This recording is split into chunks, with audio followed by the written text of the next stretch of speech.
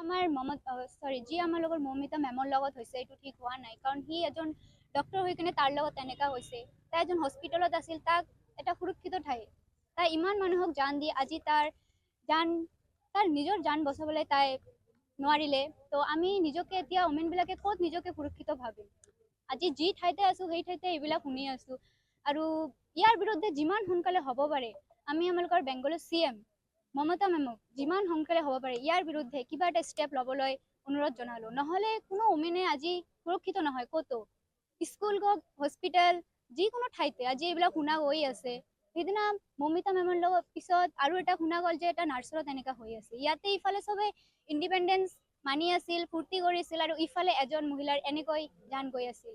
তো এইটো কেনেকা ইণ্ডিপেণ্ডেঞ্চ হৈ আছে য'ত কোনো ছোৱালী বা কোনো মহিলাই যদি নিজৰ ভৰিত এনেকে থিয় হৈ আজি তাৰ এনেকা হৈ আছে। সি নিজে নিট দি ইমান ডাঙৰ এটা ডক্তৰ হৈ তাৰ লগত এনেকা হৈছে, তা আমি নিজকে আৰু কি আগবঢ়াব চেষ্টা কৰি আছো। কি ঠিক আমাৰ লগত যিমান সোনকালে হ'ব পাৰে এই ক্ৰাইম যিখিনিতে কৰিছে সিহঁতৰ বিৰুদ্ধে কিবা ডাঙৰ ষ্টেপ ল'বই লাগে। নহ'লে আমি ইয়াৰ বিৰুদ্ধে আমি নিজকে কিবা উঠাব লাগিব। আৰু মমতা মেমক আমি চবে মিলি অনুৰোধ জনালো যে যিমান সোনকালে হ'ব পাৰে সিহঁতক কঠোৰতকৈ কঠোৰ শাস্তি দিব লাগে।